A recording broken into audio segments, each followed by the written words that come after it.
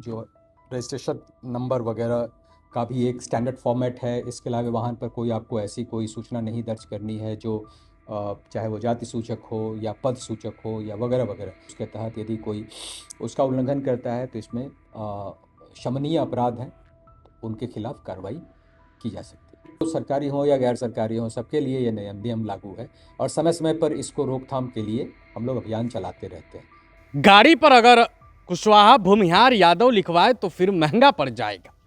नमस्कार, प्रभात खबर में आपका स्वागत है। मैं हूं आपके साथ राजकमल।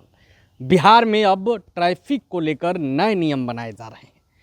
अगर गाड़ियों पर जाति सूचक शब्द लिखवाते हैं, अपनी जाति का नाम लिखवाते हैं तो फिर भारी जुर्माना लग सकता है, जेल भी जाना पड़ सकता है। ट्रैफिक एडीजी सुधांशु कुमार ने इस पूरे मामले पर विशेष जानकारी दी है, आप खुद सुनिए।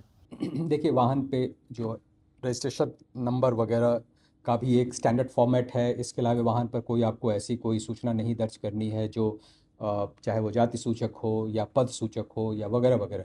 तो ये सब जो है नियम बने हुए हैं, एक्ट में प्रावधान है और उसके तहत यदि कोई उसका उल्लंघन करता है तो इसमें शमनीय अपराध है, उनके खिलाफ कार्रवाई की जा सकती है। सबसे ज़्यादा देखा जाता है तो जो सरकारी अधिकारी पदाधिकारी हैं वही अपने गाड़ियों पर लिखवाते हैं, बिहार सरकार, भारत सरकार, गवर्नमेंट ऑफ इंडिया।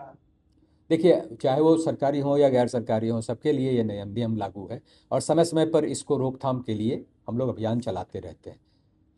क्या ये लिखवाना उचित है या नहीं, लिखवाना उचित नहीं है और इसके लिए हम लोग अभियान चलाते रहे हैं। जब कभी कोई ऐसी अभियान के तहत जो पकड़ में आती है, उनके खिलाफ फाइन होता है, विदाउट एनी डिस्टिंक्शन कि वो सरकारी है अथवा गैर सरकारी। तो आपने ट्रैफिक एडीजी को सुना किस तरीके से उन्होंने इस पूरे मामले की जानकारी दी। आपको मालूम है कि बिहार में कई लोग ऐसे होते हैं जो नंबर प्लेट पर जाति सूचक नाम लिख देते हैं। कोई यादव लिखता है, कोई भूमिहार लिखता है, कोई कुशवाहा लिखता है, तो कोई रजक, चमार भी लिख देता है। लेकिन ऐसे में अब ट्रैफिक रूल को काफ़ी सख्त किया जा रहा है। नंबर प्लेट पर सिर्फ गाड़ियों का नंबर ही होगा, इसके अलावा कुछ नहीं होना चाहिए। अगर जाति सूचक शब्द पाए जाते हैं तो फिर शामत आ जाएगी, फिर कार्रवाई की जाएगी, भारी जुर्माना लगाया जाएगा। ऐसे में पहले ही जो ट्रैफिक एडीजी हैं उन्होंने सावधान कर दिया है।